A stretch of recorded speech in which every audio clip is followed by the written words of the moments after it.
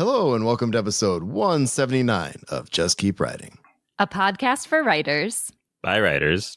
To keep you writing. I'm Marshall. I'm Jenna. I'm Sameem. I'm LP. And I'm Will. All right, guys, we're back again, and we are going to talk about the secrets of character. And I thought I was hopeful last time that we'd get through this chapter, and we didn't. And we're not going to finish it tonight either. I have a certain sectioned off because I'm very intrigued to see what people think about the particular subjects that we didn't cover. But if you missed the last episode or you don't remember, because it's been a minute, we are in the chapter 2. We are talking about the 4 aspects of believability. And last time we talked about aspects of a specific personality. We got into universal behavior. And we had a nice conversation, if I remember correctly, about what that even means for universal behavior in human people. So I'm hoping that kind of carries over, because some of the stuff in this section, we're going to talk about flaws and secrets. And if we have time, there's some other kind of miscellaneous things at the end of this chapter that I think are really interesting, but I don't know if we'll get there, because I think the questions I have around flaws will take us places. And I'm kind of excited to see what you guys have to say. So, I'm excited to talk about this. Again, we've talked about this book being like good, but at the same time, I think the conversations that come out of the book are more around writers, with writers, is a lot more than what the book puts out there. I love it. So, LP, you got something to say? What you got, buddy? Yeah, I'm just curious, how am I supposed to talk about flaws if I don't have any? Oh, yeah, that's true. I mean, we are perfect. Let's just put that out there. So we're talking about character flaws. Okay. And the characters we write having flaws. Thank you for the clarification, LP. Can't relate. Okay, go ahead. It's important, but we have to write characters, I guess, with flaws, right? So just like last time, I'm going to mention the kind of like sections that we're going to talk about and how he kind of divides it up. And I'm going to talk about some of his examples. Some of them I don't know, and some of them actually really suck. And we'll get to that in a little bit. And I'm sorry to say that, but you guys will have better examples, and I know it. So, LP, do you got something else, or are you just still on hand up? I mean, I didn't have anything else, but I can always talk. Oh, please. Do you got something to say before we get into it? I don't actually like this book, but I love the questions that Marshall came up for this book, because like they're really insightful and they're super interesting, and like we can have great conversations about them. So like, you know, if you're waiting for Marshall to write a craft book, like I'm waiting for Marshall to write a craft book, you should put that in the comments and on the Discord, because I think they're better than this book that we're reading together and that Marshall's using as a springboard to do episodes. And I was just like, how did you make this up? Because bitch, that's not on the page. Okay, continue. I'll look.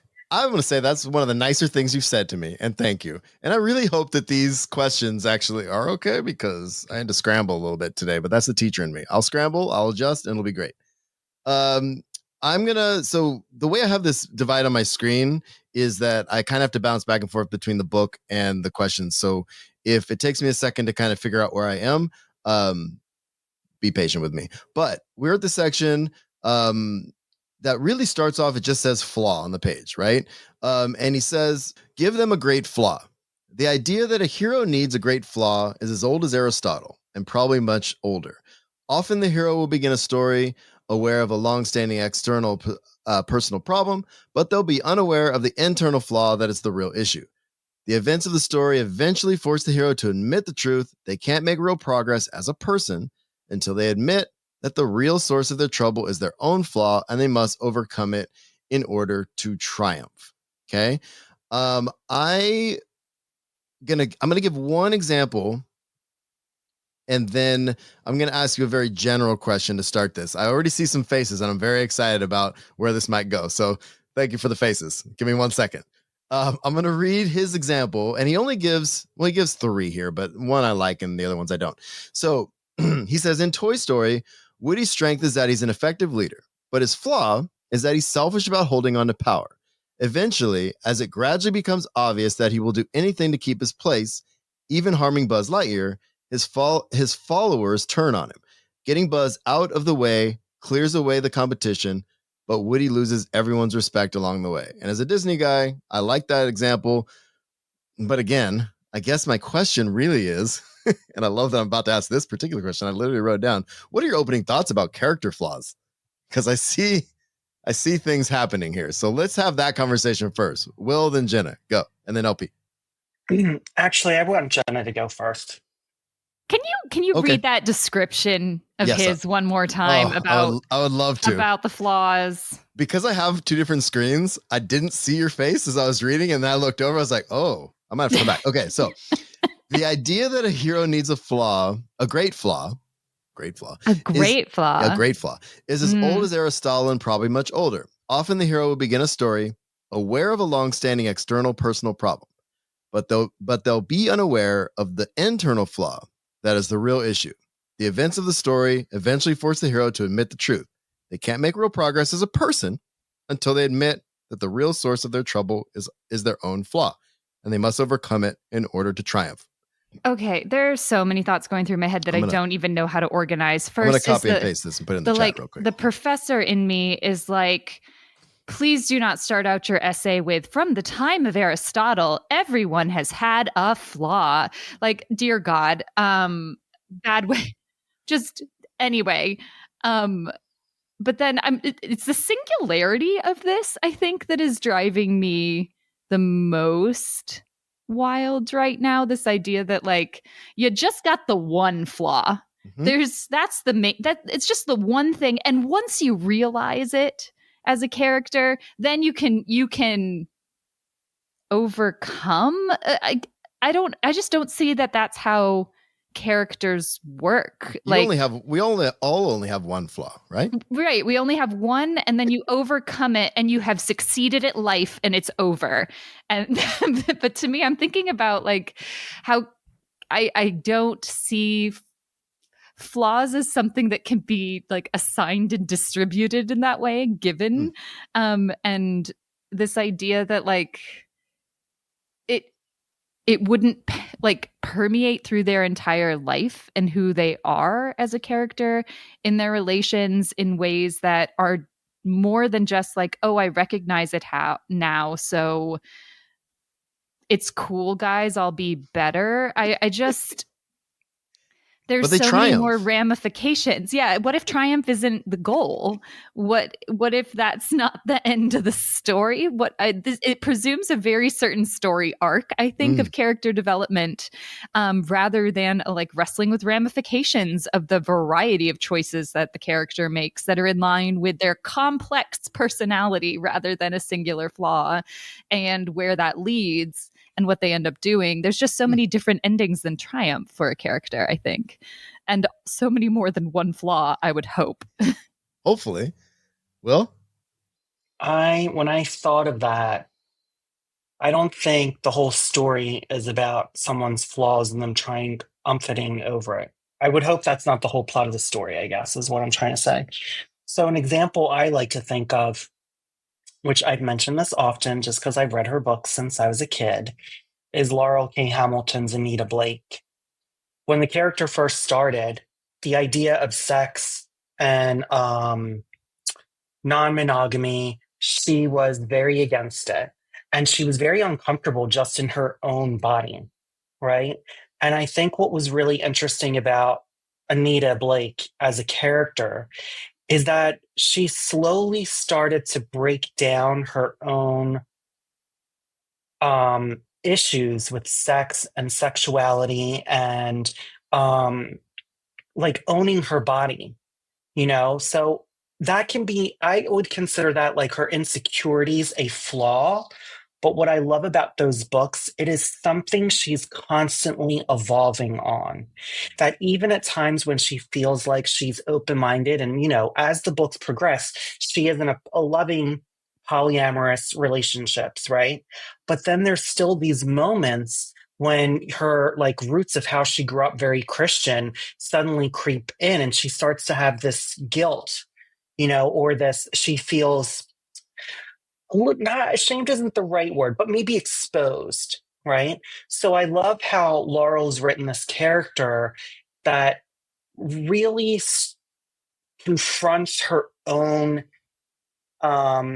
issues with society and how they view women owning their sexuality and how her characters develop. So I think if it's done right, those flaws can actually, or those quote unquote flaws, right? Or those things that, people need to maybe grow out of and grow into something new, can be something that is not done in one book. Like if you have a series like that, it's something that you can consistently do, because I don't think, if it's a deep rooted issue or a deep rooted fear or a deep rooted trauma, I don't think it's something that you just get over suddenly. None of us just get over things. And I think for me, I'll use it for my life. When it comes to the idea of grief, I kept thinking, like, when am I going to be over Michael's death, right? When am I not going to cry? When am I not going to, like, have this sense of sadness or the sense of, like, things were supposed to be different? And it really is taking me a really long time of saying that I'm never really going to get over it, but I'm going to be able to embrace it in a way that's healing, and the way that I can, like, move forward and not punish myself. And sometimes I do punish myself, and it's something that's constantly being worked on. So I think the author just didn't frame that question or that statement properly to me, because I think a good story, a layered story, is going to show this hero who is not perfect, who is going to constantly struggle with this flaw or this issue, and it's different ways that they work through it. I think we see it in maybe some, like, I don't want to say simplistic, but maybe some, like, stories for kids where we see, which is a good, like, way for kids to see behaviors of, like, getting better. But I think in a really good story, no matter what it is, these characters are struggling with these things throughout the story. No, that's a really good point. I really like what you said. Thanks for sharing that part of your personal life too, because it's important. This is when we're writing these characters, we're pulling from our personal lives as well, right? And both of you have said how much more complex our lives are than what Homeboy is saying here in this book about how we're supposed to write characters in a story, right? LP, what do you got? Yeah, I mean, characters aren't people, right? Like, we're trying to facsimilate people. We're using what we can in this space to in the space of a novel or a short story or flash fiction or prose poem or screenplay or stage play, to, like, facsimilate people. We're using shorthand to try to say a thing about a person that, like, builds into more than what the person actually is, right? To help someone's imagination imagine more off screen, off page, right? Yeah. So that's one aspect of it. I think that there's a reductive quality, and we'll talk about this more when we talk about, like, the craft book that I'm working on with Kate Maruyama. But, like, I think that there's a reductive quality to the way that we teach writing. That, like, there's a version of it where we kind of want someone to tell us how to do the thing, but, like, everyone who knows how to do the thing had to figure it out too. And so, like, someone telling you the way that they did it isn't necessarily the way to do it. It's the way they do it. But if it's what you swear by, it is the way to do it. And so what I like to think about with character is, like, the complexity of character doesn't come from a flaw per se, but, like, the life and the world being complicated. Yeah. Like, in addition to living in, like, a dystopic world, they need a flaw. Like, surviving isn't enough. Like, and I understand people are like, well, character growth and character arc. I was like, well, sometimes, but, like, I think character arc is also a problem in that, like, we ascribe, because of the way that we experience story in the West, we ascribe story to things in a way that, like, does not deserve it. And so, like, we're always looking for a hero. And when we find a hero, we're able to occlude the things that, like, obviously don't fit with that, right?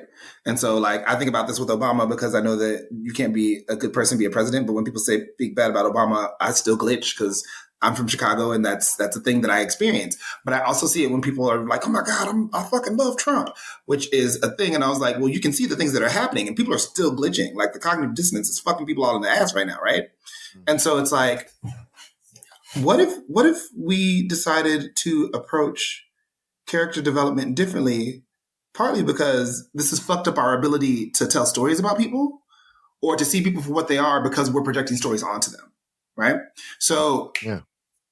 I'm much more interested personally in complicated characters in complicated worlds surviving. I love some people call it a passive protagonist. I call it a reactive protagonist. I love a reactive protagonist. They're living through a thing, and like we're getting to see that. And the story's still story, whether or not this person realizes that like their love for their mother is the reason that the world ended. Huh? Yeah. What? No, I like that. Will, you had something to add? And then I'm going to go to Sameem, I think. You had your hand up a second ago. If not, I'll just go to Sameem. I did, but go to Sameem. Okay.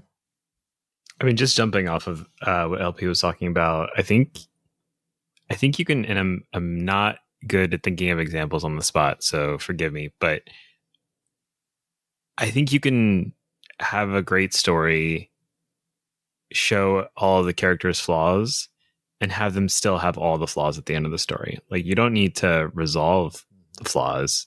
Other things can happen in a story. And maybe that by definition isn't like a hero's journey, and maybe that's just the specific type of story we're talking about here. But I think that's okay. And I think that's we talked about this a little bit in the last episode. It's one of the things that I find challenging about the book is it's like, it talks a lot about what has worked and what you might be able to sell, and great, go write those stories, but it's not the only way to write. And I think it's sort of super important to keep that in mind as you read any craft book. Sorry. Yeah. Do you think, because I like what you said, Sameem, I think what you're saying, and I want to clarify really quick, is the fact that just because they have the flaws and they don't like, is it enough? And I think this is reality, right? Seeing our flaws, acknowledging them and facing them doesn't mean that they go away. Right. Yeah. And I think it's important to understand that, like, if we're experiencing life, like some of our flaws, and I'll speak for myself, some of my flaws, I can't shake if at all. I'm aware of them, you know what I mean? But it's like, it's hard to let like move past whatever this is and triumph. Right. I find it interesting. And I think part of it, I think, is that we get tripped up on with this book is kind of the wording of the things and the generalization and like you guys are putting in the chat, I mean, the hero's journey of it all, right? Well, I think you can triumph in a story without overcoming your flaws, right? Like, flawed people are successful in so many different ways in reality. And I think that that's okay. And I think there's lots of interesting stories to tell there. Totally. Will? Yeah, I think also some flaws of characters are they're brash or impulsive. Like think of a Han Solo. Okay, we'll use Han Solo for an example. He is like kind of a shoot first type of person, ask questions later. And in some ways, I think what's interesting, if you do think of him like as that archetype, right? He has these flaws. It helps him, right? Like when they're in episode 4 now, when they're in the Death Star, it helps him running after the stormtroopers shooting. But like when they're actually trying to find a plan, he like has no plan. And that's when Leia's like, "You moron, I'm going to have to take over and save us." So I think it can be that flaw could equally be so super attractive and also get the characters into trouble. And I think when you write, and it doesn't have to be an overreaching arc of like, this needs to be defeated. It could just be like, this bitch is impulsive and someone else in the group is going to have to, pull them along. Totally. Jenna? And then LP? Yeah. Like, Will, you're making me think about how, and something that LP put in the chat too, making me think about how, I mean, this is the same author who we talked about last time started us on universal behaviors. And there's an assumption about what even makes a flaw that's going into this, that's something that is necessarily identifiable as a flaw. Like you're saying, it might be something that somebody loves about another person. But I'm also just thinking about like culturally ascribed flaws in our society can be things that are like functions of racism for interest, like for example, like when people balk civility norms by speaking up for themselves in places where they're historically marginalized, the way that Black women and Black men are often, you know, said to be too angry in meetings or speaking too forcefully or too aggressively. Like these are things that like somebody could label a flaw in a character, but are really just, like LP was saying, just people surviving in a racist system. And so what even is a flaw, I guess, is a question that I have. And like, who are we, the authors, deciding what makes a flaw? We're gonna have is to, the because world my next deciding? questions are gonna tell you. You're gonna have to you have to tell me something about that. But I didn't mean to cut you off. But yeah, as writers, he's asking us to figure this out, right? For our characters, right? So I don't know. Who is next? I'm sorry. Everybody wants to talk, and I've gotten one question in. So there's a little delay sometimes too. Who was next? LP or Will? LP, I'm did gonna you want to pass. talk? He's I'm passing. gonna pass. Oh, that's a first. So he's like, no, I don't have anything to say. Okay. I also think, I think sometimes you can create like definitely flaws that someone has to get over. Like if someone's anger or is creating them to be abusive, like, and not like, it doesn't have to be physically. That could be something that a character works through, right? Mhm. Like there's certain things I think that could be considered like flaws, or like sometimes with the villain when they're evil and then they like want to make a change of way. That could, Darth Vader. Okay, just Mhm. sticking with the Star Wars thing. You know, Darth Vader did wind up killing the Empire, but what I think is interesting about that story that George did for Anakin is it's interesting how we've forgiven him, or some people have forgiven him, right? But when you really think, do the people who've lived in that story experience those atrocities forgive him?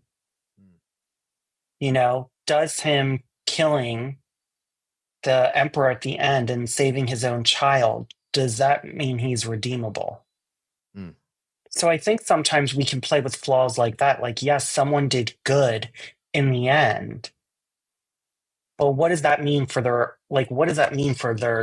character? And, you know, not to be philosophical, but what does that say about your soul's journey? Is everything exactly? He blew up a whole planet. Yeah, I Do you know mean, what I mean? it's Like he was trillions of not people. like he was not a there was a lot of him that was not a good person. Yeah. You know, and he did these horrible things. So I think we can set up flaws that can be triumphated, but that doesn't mean that that hero or that character has suddenly redeemed himself. I think sometimes we see too many stories where we suddenly are like, well, he redeemed himself over that one act, right? Yeah. Had he maybe had multiple acts of kindness and reconciliation, then I think it could be something like, well, then he has really redeemed himself. Is it redemption from I mean, I don't want to add another layer to this, but a fatal flaw? Like, I mean, how far can you go and still be redeemed, right? I mean, if we're talking about Vader, right? I mean, eventually we're going to get into Star Wars. Like Jenna said in the chat, dude blew up planets, or a planet, killed so many Jedi, committed atrocities, right? And then genocide. Yeah, and we're supposed to come back after the genocide and all this stuff and be like, as the viewer. So I guess what I'm asking is, as the viewer, are we supposed to? Because I think this is what you were saying, Will, too. Are we supposed to forgive him? We might, but the people in that world are probably like, no, fuck that guy. You know what I mean? I think that's interesting when we craft characters too, when we talk about who's actually the one experiencing an aspect of that flaw, right? LP? Mistress Kindred. It's Empress, but that's fine. Ooh. So this makes me think about Hunger Games and how the antagonist in those books keeps moving in a way that I really enjoy, right? Because I was talking earlier about a passive or reactive protagonist, and like essentially what it is spoiler warning for Hunger Games, girl. I don't know what the fuck to tell you. So like the real conversation is that like Katniss is just trying to survive, and even when she like raises her hand to go to the games instead of Prim, she's still just trying to survive. And even when she wins, she's still just trying to survive. And it's not until the last book where like she's hailed as a revolutionary in a lot of cases, but like it's not until she kills the president that like, or the new president, I should say, that like she makes a decision that is not based on her material needs being met or her life not ending. And so what I was thinking about while Will was talking was that like she was complicit in the rise of a regime. And then while complicit in said regime, she realized, oh shit, this is another empire coming up. And I'm in a unique position to do something about this. And she does. And like, that's a complicated hero. And like, I didn't find her flawed. I found her dealing with her circumstances. And like, we've seen this kind of character, and we see that it can work story-wise. We see that it can carry 3 books. We see that it can turn into 4 movies. We see that, you know what I'm saying? And so it kind of like irks me that there's a decision to return to these things that we also know work, but not as much decision to return to these archetypes or story styles where like, oh, something different is happening. And, you know, I blame the editors and the agents. Will? Well, wait, let me ask you something about that. Like, do you mean something different, like within like, that could have happened within the Hunger Games? Like story structure wise? I think the Hunger Games on so many levels is about a woman character. I'll say woman-coded character because, you know, Pan Am isn't necessarily the United States or the West, right? But it kind of is, right? So I'll say a woman-coded character who is particularly competent at a range of things. Some of them that people perceive as masculine-coded. Like the only decision she made every day of her life was to survive. And the one time that she made a decision that was bigger than that was when her sister was going to go to the games. And she was like, my sister will not survive. I volunteer as tribute. And people asked her to be a part of their revolutions. And like, her goal was still just to survive. People had all these machinations for her, and they had these places they wanted her to fit in and to get in. But she was just trying to survive. And like, for me, as a person who loves a reactive protagonist, I was like, this is the shit, because people will pull you and push you in the ways that they want to. But like, ultimately, the only thing that she can do in most of these cases is survive up until the point where she kills the new president. And so I'm just like, okay, well, what was her flaw? That she was gullible or that she was naive? No, the entire time she was just trying to live. And I don't know, for me, that story feels super fucking heartening. In that we've seen it work. We've seen it make millions of dollars. And so it's like, oh, well, why don't we approach this flaws conversation differently? Because maybe it's not about flaws. Does that make sense? Yeah. Yeah. Yeah. I mean, it does. Sorry that this is a flaws episode and this is where I'm going. No, you're fine. no. Will, You gotta go, follow. Marshall. No, you No, go. no. I'm going to move on. So I want you to finish what you were going to say.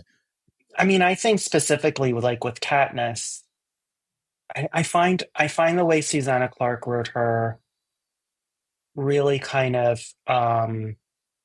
fascinating in a way. It reminds me a lot of people reminds me a lot of kids who experienced war.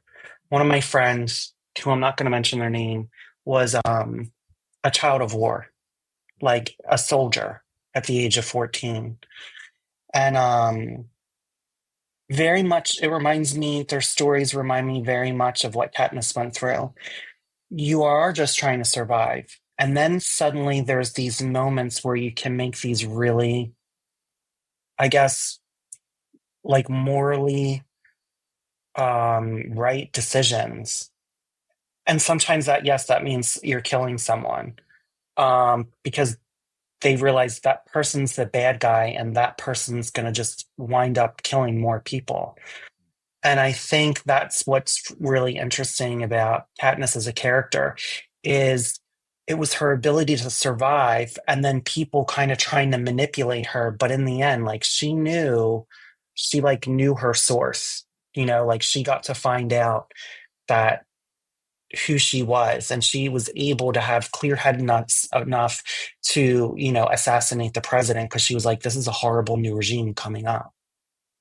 I don't know, I just think that's her flaw. Could be violence maybe, but it's also maybe we're seeing a flaw in her because we're sitting on the sidelines.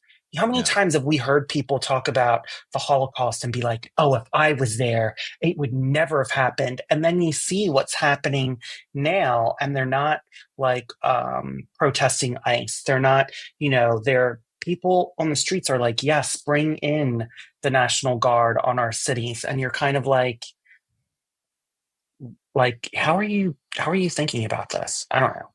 Well, and kind of like what you said, and I think I'll use this to move to the next point here. I like what you said, Will, about like, who is it? Like, we as the writers have to determine, I guess, these flaws because we're crafting these characters, I guess, right? And I think that's kind of Matt Bird's point. But also, if we're talking about the reality and the stuff we're living in, I like that you said, like, who's determining what a flaw is, right? Because in Katniss's case, I don't see any of that stuff as a flaw, right? I think she's freaking badass in doing what she needs to do, like LP said, to survive, right? But I don't know. I think I'm really intrigued to see what you guys say on the next part. And I'm going to try to transition over to it because I think there might be some faces. So the next section within this is give them a short-sighted goal in philosophy. Okay. I'll let you sit on that for a sec while I pull this up. So this is what he says. He says, some gurus say a hero should give a correct statement of philosophy on page 5. But I say that if a hero has a statement of philosophy at that point, it should almost always be false and accompanied by a false goal. I want to put that in the chat because people are thinking on that. While I do that, I am going to read his 2 examples. One is from one of my favorite shows, Community, and another one is from It's a Wonderful Life. So he says, Jeff in Community is a manipulative cheater who's coasted on his lies and can't cope with real adversity. For the time being, he doesn't intend to change. If I'd want to learn something, I wouldn't have come to community college. That's a quote. As it will turn out, he will learn quite a lot in the years he spends there. So there's that. Then he says George Bailey in It's a Wonderful Life says, and I quote, I'm going out exploring someday. You watch, and I'm going to have a couple harems and maybe 3 or 4 wives. Wait and see. It will turn out that he needs a home, both as a town father and a good husband to just one wife. LP's already got something to say. I'm ready. Bitch, I was born mad. You would hate me in class because every class I'm in, I was like, well, I can put my hand up again. I also go to school with a bunch of like 18 through 20-year-olds. So like no one ever wants to talk. So I'm like, well, I can go again. So 2 examples of this that I really enjoyed. Marvel's Eternals is a thinking movie with fight scenes. And if you haven't seen Eternals, girl, I don't know what to tell you because here come the spoilers. Essentially these cosmic robots find out that the purpose that they thought that they were serving is not the purpose that they were serving. And they have an existential and ontological crisis about what their role is in the universe, which is really interesting. And while I know that people hated Eternals, I was like, you can't ask for a different kind of superhero movie, then get that different kind of superhero movie or a range of different kind of superhero content. And then like, oh, not this. I was like, well, maybe you asked for something different. You weren't specific. Shh. So that's me saying I like Eternals. I really enjoyed Eternals. Yeah. I mean, people were hating so hard, but go off, fam. Also, Captain America 4 is a really black movie, so you should check that out too. And the other movie that I was thinking about was Superman, the new Superman movie with David Cornsweet. I think that's his name. Because it does two things with Superman that you don't see very often. Superman is kind of built on this idea that he is this paragon of American values, despite the fact that he is, an extraterrestrial immigrant. And so the first thing that happens in the movie, spoilers for the Superman movie, because bitch, I don't know what to tell you. His ass gets kicked. His ass is kicked by the time the first scene happens. Mm. And Superman does not usually get his ass kicked. Or if it happens, it's in the big fight scene toward the end, right? Mm-hmm. The other thing is the files that he got from his parents, recordings of them, were recovered and restored. And he finds out that his parents sent him to Earth in order to assume control of it. And so his entire thought process on why his parents sent him to Earth is different from their intention. And he'd been moving in alignment with these ideas of what his biological parents and his adoptive parents wanted for him to be. And so you had this really interesting run up because he thought he understood who Kal-El was. He thought he understood who Superman was. He thought he understood who Clark was. But he finds out that the Kal-El part was the one that he didn't understand. And his parents had a really different intention for his whole thing, right? And so I say all this to say, a misplaced ideology, I think, is more interesting than a flaw, in my opinion. But what was great in both of these movies is the characters. Let's try that again. The people in the movies, their character is what defined them, not what they learned about themselves. That caused conflict for them internally, but it didn't change who they were. And so to me, that means we have to make better characters. So I guess so. And before, I never asked a question because I really want to hear what LP had to say. My question along with this, and answer it or not, and that's okay. I don't care. I just think this section is really interesting. So my question I'm going to put it in the chat, but it says, how do you approach stated goals as a writer, and what are your expectations as a reader? And I guess the reason I'm saying that is because we know as we're writing characters what we want their goals to be, right? So he's saying give them short-sighted goal and philosophy, but how do you approach this with your characters? And I think LP answered the second part pretty well.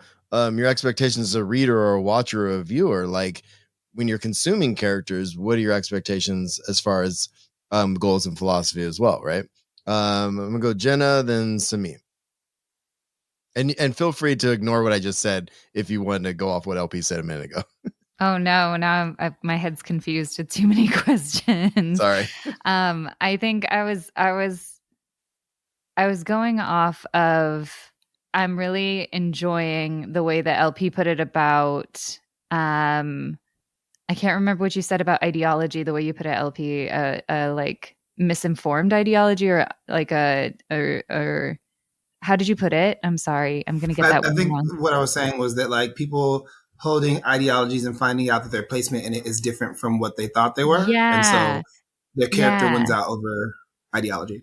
See, that made a lot of sense to me because I think the way that he's phrased it as a false goal and a false philosophy is the thing that I'm kind of getting stuck on, because it implies that there is a true one instead of just we're dealing with characters in complex worlds, hopefully, who are negotiating a lot of different ideologies. I'm thinking The example, though, that is coming to mind that I really appreciate is Moses Otomi's trilogy, that starts with the Lies of the Ajungo, The Truth of the Eleke, and then The Memory of the Ogisi, I believe, is the third one. And the way that those deal with characters finding out that the things that they have taken as hard and fast truths of their societies don't hold. And I'm not going to spoil the trilogy, but I do think that he does an excellent job of keeping that same theme and bringing it home at the end in a way that is powerful. But I'm wondering, like, if there's a way of reframing this in the same sort of ways that we were trying to reframe flaws, and thinking about it not as necessarily something that's a false thing that you're handing them, that they're going to do that first, but something more integrated into the world and to the character themselves. But maybe everyone will get to that when they answer Marshall's question. That was very good, and I ignored. No, it's fine. We're going to get back to that. Sameem, then Will, and then we'll come back to the question. Go ahead. I'm going to listen to the teacher and answer the question. Kiss ass bitch. Literally the first person today after teaching all day that said they're going to listen to me. So thank you, my friend. Listen, I went was before he asked the student. question. Kiss ass bitch. Go ahead, buddy. I mean, I'm weird. And so like a lot of this book doesn't apply to me.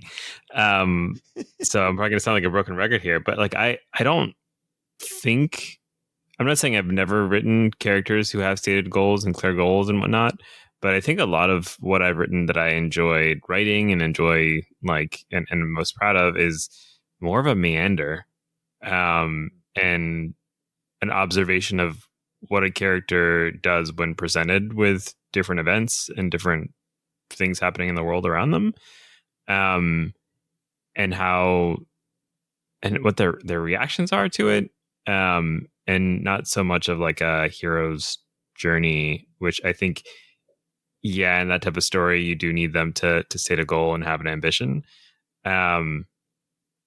So I don't know if I have expectations around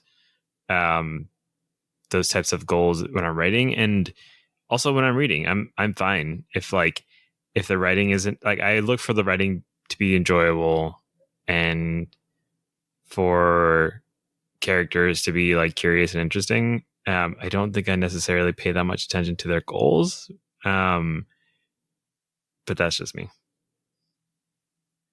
So, Will, you had something to say, but do you want to say it now, or are you good? Okay. I want to add something super quick, because I like what Sameem said when it came to, so you guys will appreciate this. And so my children have recently fallen in love with Attack on Titan. And one of the things that they wanted us to do this school year, as kind of like we're at the end of the day, we're going to watch something together and it's short in case we need to do other things, is they begged us to watch Attack on Titan with them. The show's phenomenal, but what I love about it, and I think it goes back to this conversation, what Sameem is saying, is there are very clear stated goals, especially by a couple of the primary characters, right? Like, I don't know if any of you guys have seen it, but the Eren character is like, I'm going to kill all the Titans. That's his goal, right? But like, that shifts and morphs and changes and I'm only a couple seasons in, but like, he does do that. But I don't want to spoil anything for this amazing show, but like, that has to change considering the circumstances of everything. So I guess what I'm saying is, I like that we're creating these characters. Maybe they have a goal, but I don't think that has to be everything. Do you know what I mean? Like, I don't think that has to be the end all be all to how we craft these characters. You know what I mean? And I like this. I mean, preface it with, I'm weird. That's fine. Like we all, our goals change all the time. I ask my students all the time, what are your goals for short term, long term, whatever? And they can't tell me anything half the time, but sometimes they do. And I'm like, go with that. That's cool. Right. I don't know. Will, do you want to say what you're going to say before I go to LP? Yeah. In one of the short stories I wrote, I have a girl who, a woman who can communicate with the dead, but it frightens her. But it's also, she has to break through it because she wants to sometimes silence it, but it also is a way that she can connect to her mother who passed away and to her best friend's mother who passed away. So she does state the goal that she wants it to go away, that she's afraid of it, but she also says that it still feels like a connection to my mother. So I think sometimes if the character is stating those things, I personally find that when characters state it from an emotional level, right? And it doesn't feel like this is the theme, I think it's really relatable. I think because sometimes when we're going through a hard time in our life, we can say things like, I really just want to get through this, or I really want to be out of this job. I want to do this, like, I want to be out of this job by the next year. You know, I think if it can come across from a place of like emotion or like a place of circumstances, I think if it's stated that way, it feels more relatable and real. But when you sometimes read, this happens a lot in comics, I think. LP, I'm interested in what you think about this. Like sometimes in comics, when you have writers who are just, in my opinion, okay, and don't know how to like write a layered character, they will, I want the bad guy to be gone. And then like that's their goal. I think that can come across very simplistic and basic. Because I think a lot of even good middle grade books are much more layered than that. Yeah, I mean, I'm going to come back to what you just said, Will, in a second. And I want to like kind of co-sign something Sameem said, which was that like, he looks for the writing to be good. And like, obviously I'm raised on Western storytelling. So yes. But also like, raised on a little Kisho Tenketsu because Nintendo snuck that in, and we read manga and we enjoy anime, and like there are other influences going on in our storytelling world, even if we're not acknowledging them. Thank you so much. Spring Summer Asteroid Bird by Henry Lee. You should check that out. But you know, the question, what I'm finding frequently is that people are looking for the way to do the thing. And when they're looking for the way to do the thing, I think the books suffer because if everyone's doing the same thing, that everyone's going to find the same style of book.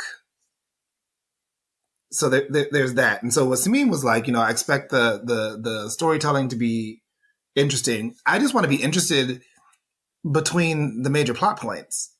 If you can keep me interested between the major plot points, then like I can stick with that, whether that's on a prose level, whether that's emotions, whether that's world building, but none of those things happen like by themselves. They have to like they have to converge to make that make sense for me. And I read a book recently that did not do that, and I don't want to talk about it. Coming back around to what Will said, we can talk about that in the chat. Thank you so much. Coming back to what Will said, yeah, it can be really, I think that in comics, there can be a real desire, especially like if an arc is ending and like there's a new writer who's going to be there for a while and they have to like finish the arc. They're like, just get this motherfucker out of my face. I have a story I want to tell. And it can make it really challenging because Will and I grew up on superhero comics. I hear what Will is saying because in a lot of ways, especially when it's a new writer coming onto an arc that's ending, they're kind of like, let's get rid of this character, this villain very quickly so I can get to the story that I'm trying to tell. I think with comic books specifically, there is an idea that like the stories are simplistic or can be simplistic. And so sometimes the ideas about getting rid of elements that we don't like can also be simplistic. It's retcon on retcon on retcon.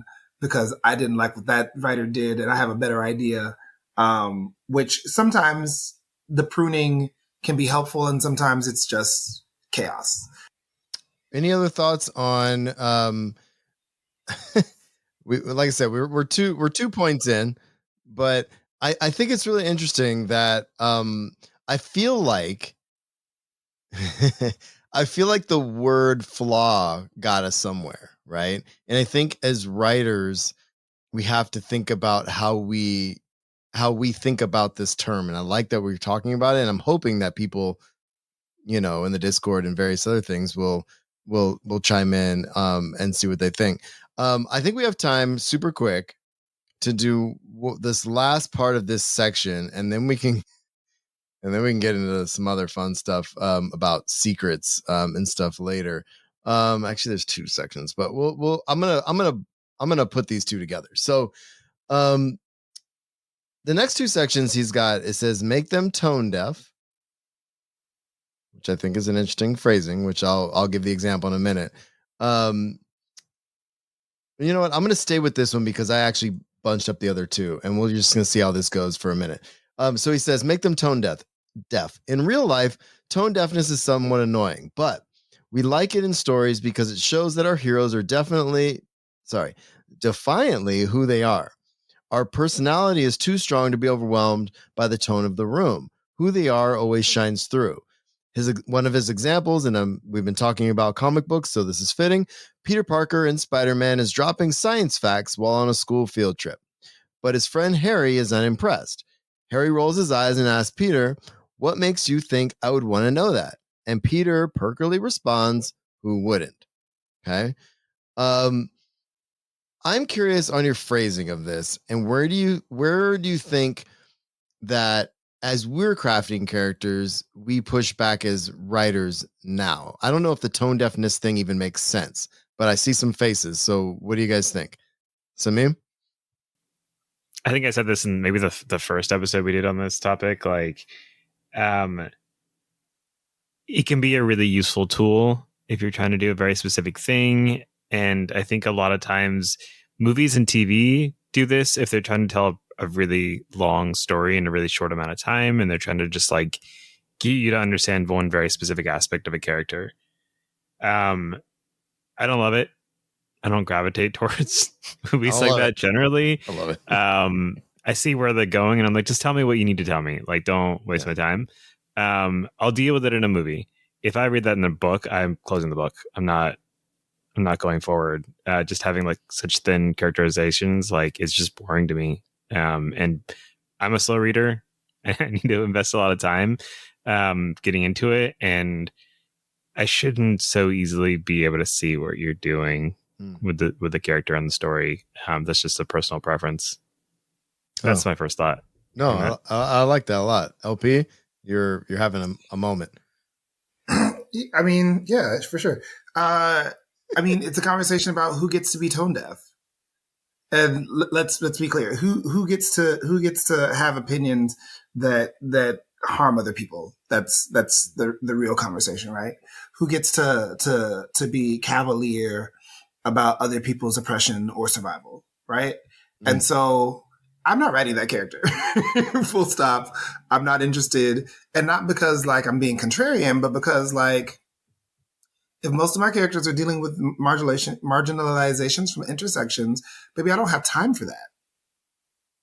Yeah, that's fair.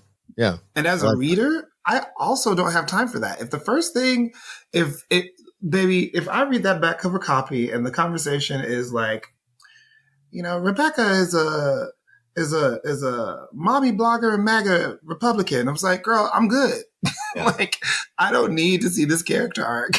I'm so good. Right. And like, not in a hateful way, because everyone deserves to have books to read that reflect them. But like, there's so much work out there. There's so much good work. There's so much bad work out there that like, if that's how you do characterization, baby, I'm out. Okay. Jenna? Yeah, I guess I'm just wondering, like, what does the tone deafness actually achieve in the character?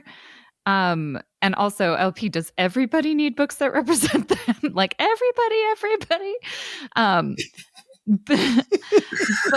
But I'm just, I mean, like, not only like you don't have time for that, but also what would it even do? And like what I don't understand, I guess. Is there a need for the character? I think he put it something like the character then shows that their personality just kind of outweighs everything around them, which that's not how my characters exist in relation. That's, and like, I do a lot of self-insert stuff. So it's not how I exist in relation or try to. And like, I'm thinking about how tone deafness, I don't understand, like, Sameem, even when you were saying it's a shorthand, I'm not even sure what it's a shorthand for that would achieve. What would that achieve in the story?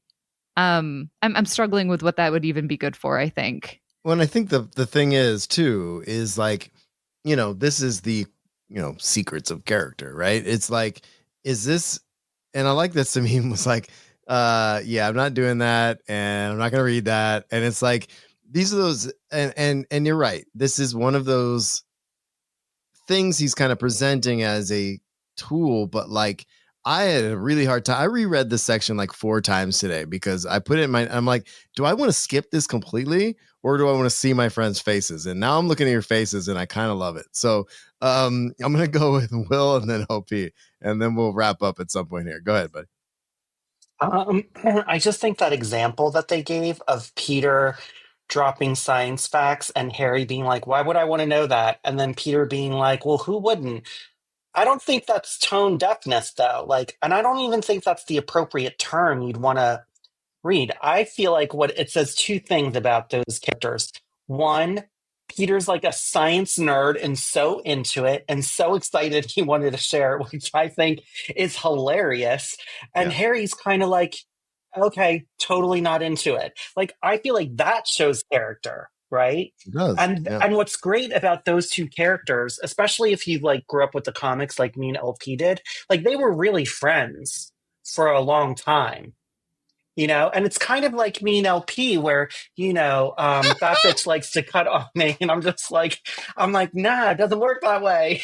So I feel like that is a good example of like friendship, like they're still friends, even though they're just like, I don't want to know that. So I found that really comical. I don't read that as tone deafness. I do think that little interaction is a great character moment. Where it says a lot about the characters, but not tone deafness. I don't even like that. I don't like it either. Yeah, go ahead. Yeah, can I jump in real quick there? Because I think that's a really good point, and I think it says to me that like tone deafness is putting some like standard normative behavior in places like this is what regular people do. But to Will's point, like he's just excited. Why is that the abnormal thing? Why, like, where are you coming from that is the abnormal thing? Yeah. Mm-hmm. And I kind of, the reason that my question was, how do you feel about the wording, is because I think really what the author here is really trying to say is, how are you showing that the hero is defiantly who they are, right? And I think that's kind of what he had in there, but I still think there's issues with even that statement, right? But I don't know. LP, what do you think? I have two ideas about this. One, that is light autism coding.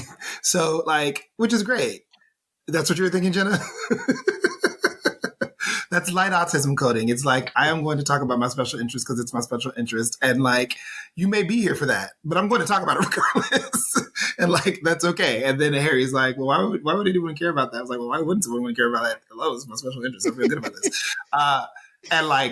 And I love it because we're seeing autism coding more frequently and in a more interesting range of ways, because when I grew up, all we had was Rain Man. It was like, oh, they can count, right? So it's like, I don't know what's happening. But like, I love this because it's like, it normalizes autism in a way that is really recognizable now. And I think that's really cool. The other side of this, I guess, I love what you said, Marshall, about characters, like how do we make our characters very defiantly who they are, right? Bringing up another book that I fucking hated. And I'm going to name names, okay? You ready? You ready? Yeah, you ready? Always. And I don't feel bad about doing this because this person is super fucking rich. The book sold gangbusters. They continue to sell books as gangbusters, okay? So, like, I'm not ruining anyone's career with this. And, okay. Art of Kwang's Babel is one of the books I hate the most on the planet. And a good part of that is because the character is very defiantly not who he is until the last third of the book. The character is very much, definitely does not have a personality until the last third of a book. And so it's like, while it's not a characterization that I enjoy per se, people fucking love that book. Like, people can still enjoy a book when the character is paper thin, when the character is just something to project on. And the other people in when the MC doesn't have a character and everyone else has kind of well-rounded characters, people still can enjoy that. And while I don't like Babel, people do. And it doesn't mean that because I don't like Babel that it's a bad book. It's a bad book for me. But I like that it did something different, even if I don't like the book itself. So defiantly who you are, I guess it's an example of a writer not doing that, right? So I feel like, though, that speaks a little more to what I was saying earlier about Eternals and Superman, and like people having ideological ideas about who they are, finding out that the ideologies that they come from are not what they thought they were, but their character winning out in the end. And I think that might speak more to what you're saying, and we're going to omit that word that dude uses 17 times and misuses. Will, I'm going to give you another comment, and then we're going to wrap this bad boy up. What you got? I just liked it that we talked about the Peter's moment with like geeking out about science is like, read like as, an autism or an autistic like type of trait. In my workshop with Daniel, Jose Older, okay. Thank you. Daniel Jose Older. He wrote a middle grade Star Wars book. And he wrote this one character that was super into fixing things. That's all he wanted to do all day, was use his force abilities about like fixing and building things and making things better and smoother for the people around him where he was stationed.